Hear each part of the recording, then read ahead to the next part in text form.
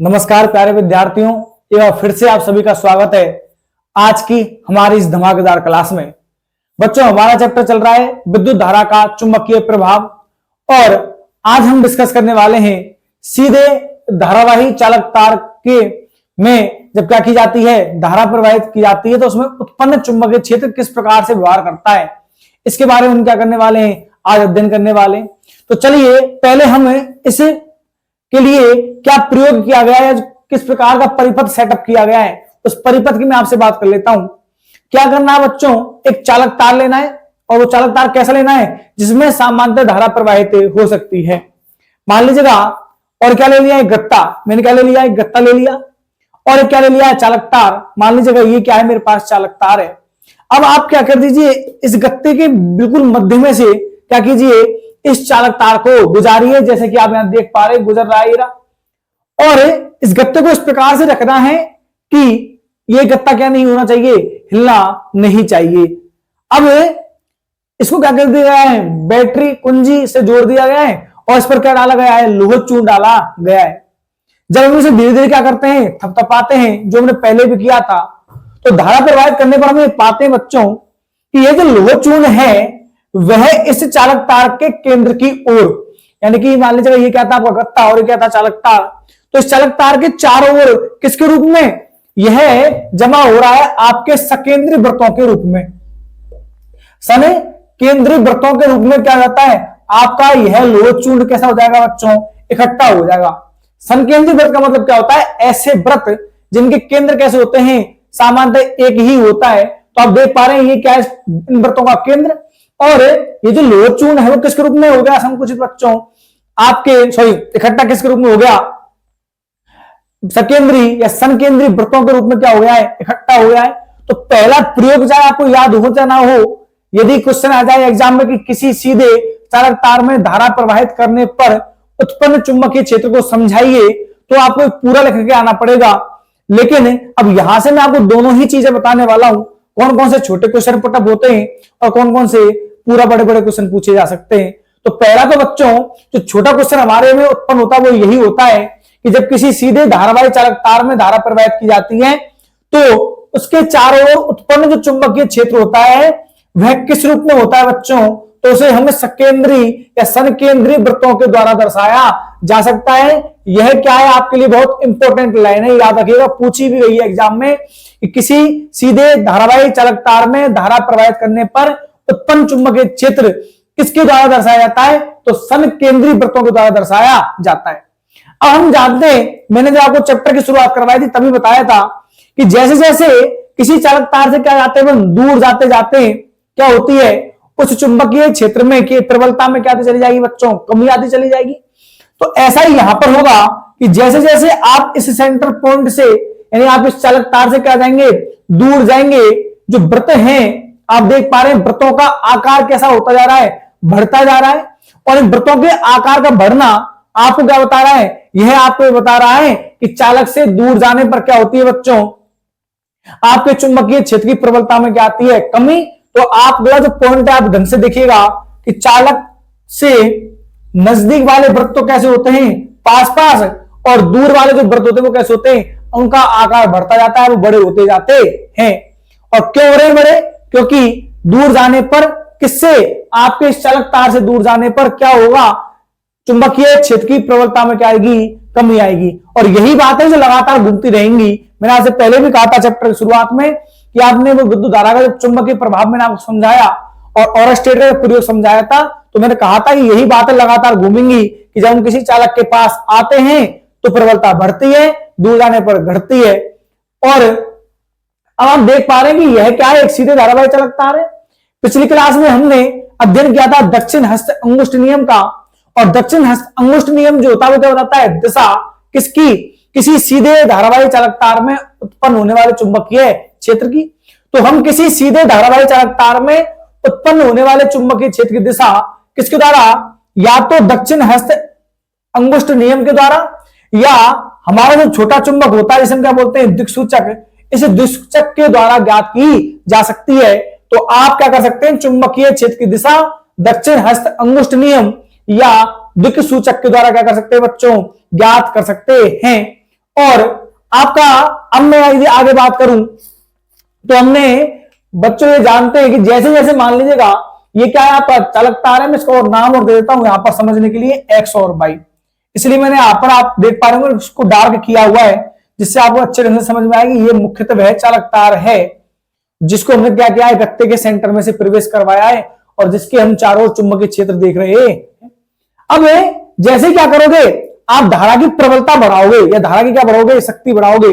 मान लीजिए पहले 5 एम्पीयर की धारा बह रही है, अब किसकी बह रही है, 10 एम्पीयर की आपने प्रवाहित कर दी, तो आप पाओगे कि चुंबकीय क्षेत्र की भी क्या हो जाता है, उसकी प्रबलता भी बढ़ जाती है। और इसको अपन किसके द्वारा देख सकते हैं, द्विसूचक के द्वारा देख सकते हैं कि जो विक्षेप होंगे, विक्षेप क्या होंगे, बहुत तीव्रता के साथ होने लग जाएंगे।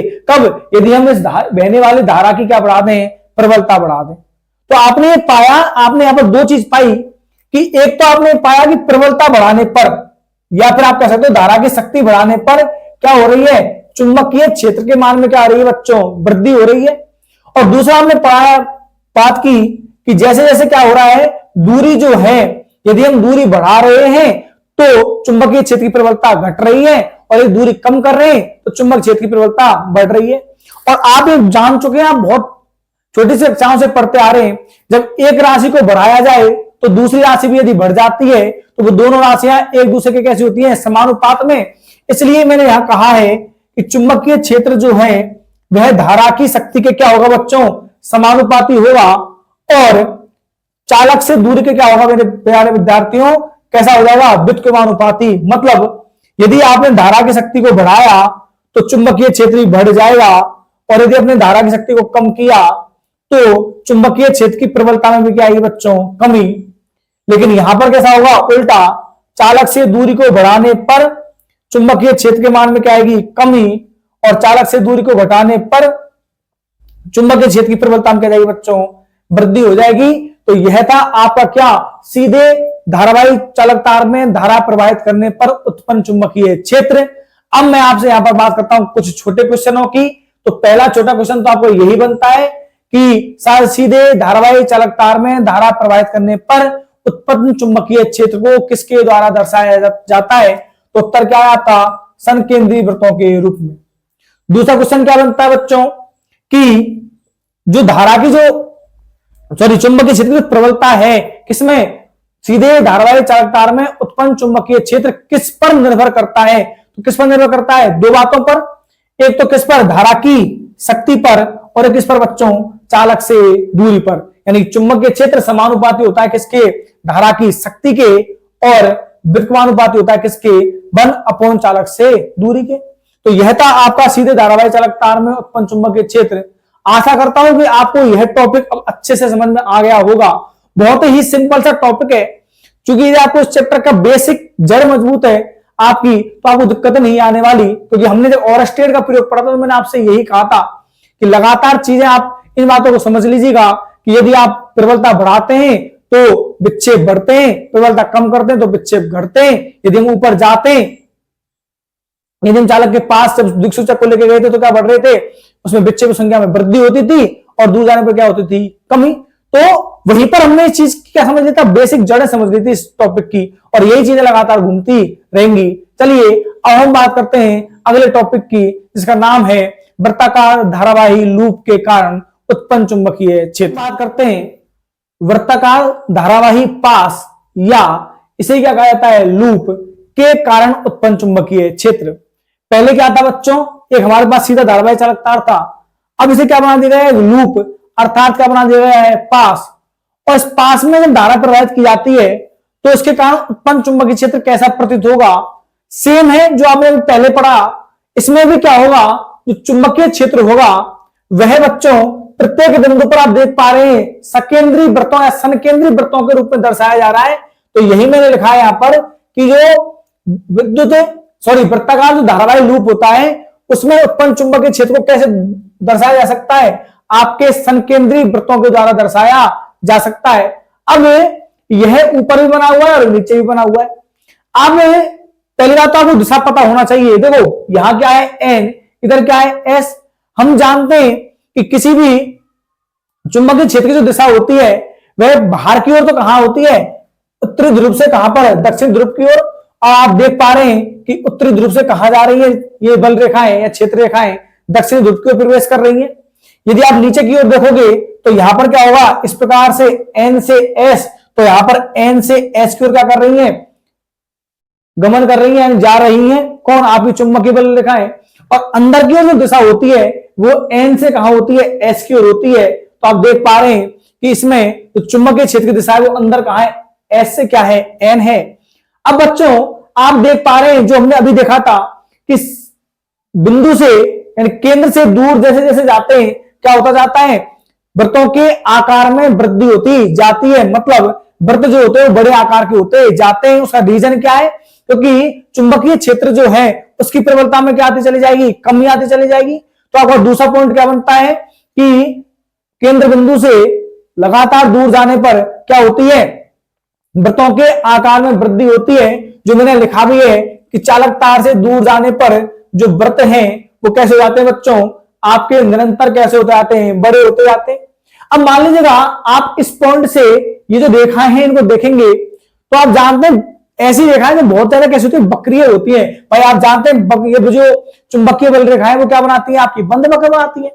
अब सपोज दैट इस सेंटर बिंदु से ये लगातार क्या बना रही है, बंद वक्र बना रही है। चाहे आप यहां से देख लीजिएगा तो ये गोले ही तो है, ये पूरी अपन ने बनाया नहीं है, लेकिन है तो क्या ये पूरी चुंबकीय क्षेत्र रेखाएं तो हैं जो कंप्लीटली क्या बनाएंगी, एक वृत्त बनाएंगी।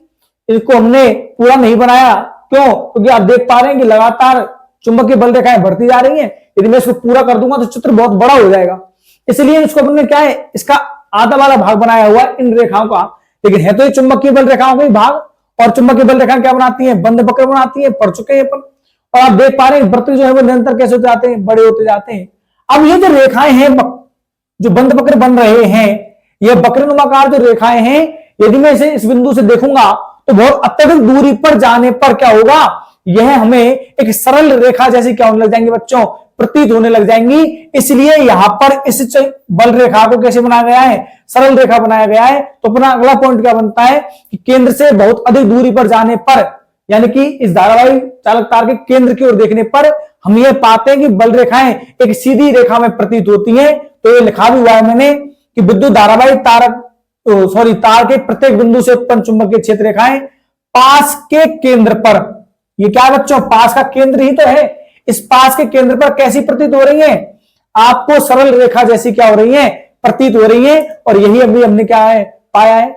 और अगला पॉइंट क्या बनता है, यदि आपसे मान लीजिए क्वेश्चन आ जाए कि धारावाही वृत्ताकार पास के अंदर चुंबकीय क्षेत्र की दिशा कैसी होती है, तो आप देख पा रहे हैं एस से एन, एस से एन, एस से एन, यहां भी क्या है, एस से एन। मतलब अंदर, किसके अंदर, वृत्ताकार धारावाही लूप के अंदर चुंबकीय क्षेत्र की दिशा है वो कैसी है बच्चों, एक समान है। बोलो है या नहीं है, आपने यहां भी देख लिया, आपने यहां भी देख लिया, है तो एक दिशा में, कहां से, एस से एन। तो याद रखना वृत्ताकार धारावाही लूप में जो दिशा होती है वो कैसी होती है, एक समान होती है। कहां पर, अंदर की ओर। अब आपने दो पॉइंट देखे थे पिछली बार, क्या कि हमने पाया था कि चुंबकीय क्षेत्र जो होता है वह समानुपाती था किसके, धारा की शक्ति के। तो वो पॉइंट यहां भी होगा। यदि आपने इस चालक तार में, धारावाही लूप में क्या किया, धारा की शक्ति को बढ़ाया तो चुंबकीय क्षेत्र बढ़े जाएगा।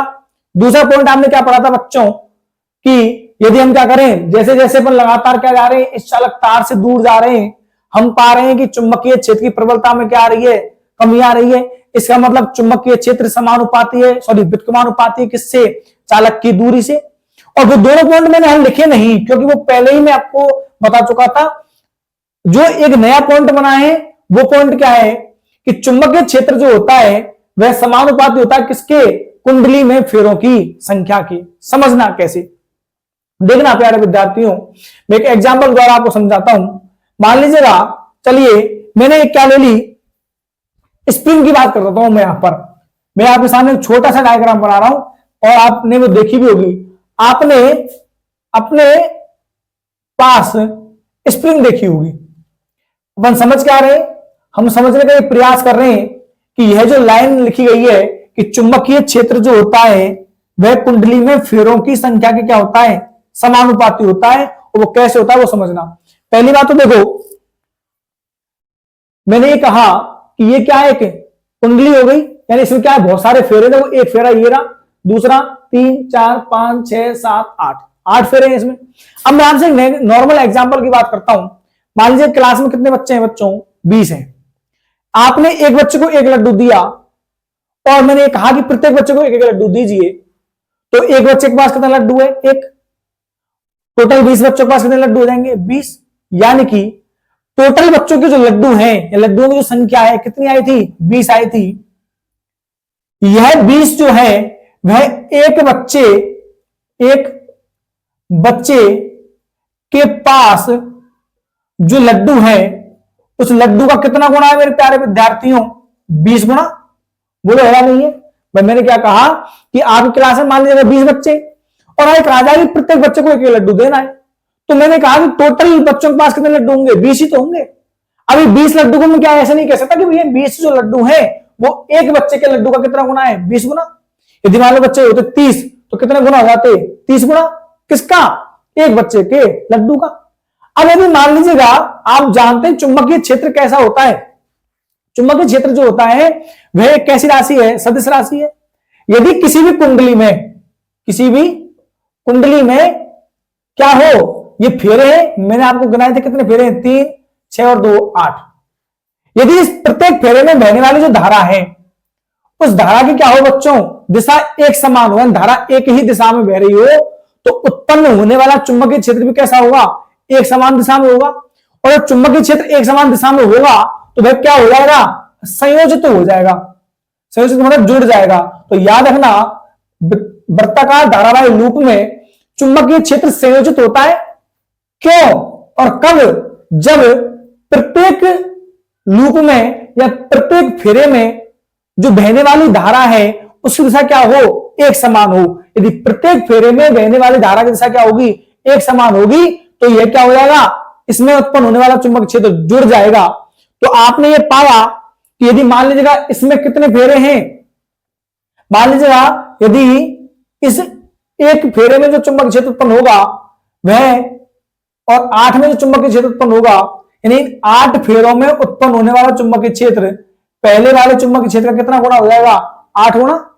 ऐसे यदि मान लो फेरों संख्या कितनी हो, 10, तो 10 फेरों में उत्पन्न होने वाला चुंबकीय क्षेत्र कैसा होगा, पहले फेरे में उत्पन्न चुंबकीय क्षेत्र का कितना गुना होगा, 10 गुना, जैसा अपने लड्डू किया था। अब मान लीजिए फेरों की संख्या कितनी हो, स्मॉल n, तो स्मॉल n फेरों में उत्पन्न चुंबकीय क्षेत्र एक फेरे में उत्पन्न चुंबकीय क्षेत्र कितना गुना हो जाएगा बच्चों, n गुना हो जाएगा। कितना गुना हो जाएगा, n गुना। मतलब आपने पाया कि चुंबकीय क्षेत्र जो है वह कुंडली में फेरों की संख्या के साथ साथ बढ़ रहा है। इसलिए हमने ये लिखा कि चुंबकीय क्षेत्र समानुपाती होता है किसके, आपके कुंडली में फेरों की संख्या के।